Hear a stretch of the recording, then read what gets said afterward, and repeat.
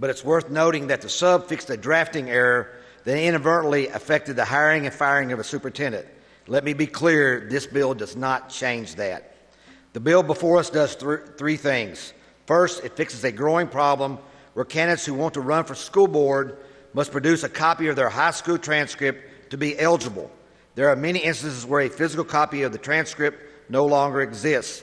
The gentleman from Christian 9 told me a story about a constituent of his that was a retired school teacher and could not run for the school board because she could not produce a physical transcript. This legislation allows a candidate to supply a sworn affidavit that they graduated high school. The second part of this bill amends the type of training requirements for elected school board members.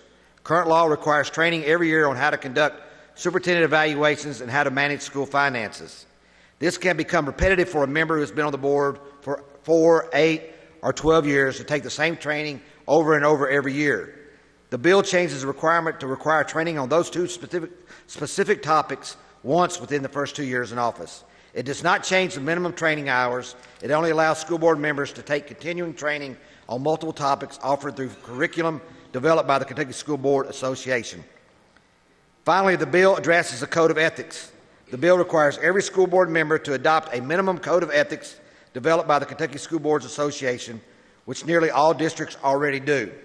By adopting an official ethics policy, this allows the Office of Education Accountability to investigate any board member who is alleged substantially violated the code of ethics. The OEA decides if the allegations merits investigation, and if so, it can investigate a board member. If the violation merits further action, the OEA can submit its findings to the Attorney General, who can then initiate its own investigation and potentially remove a board member for substantially violating the code of ethics. I want to note that OEA cannot remove an elected school board member. Only the Attorney General can. And currently, the Attorney General can remove a school board member for several other infractions, including the violation of hiring practices and contracting or moving out of the district. Mr. Speaker, if there are no questions, I move for passage of House Bill 449 as amended by House Committee Substitute 1.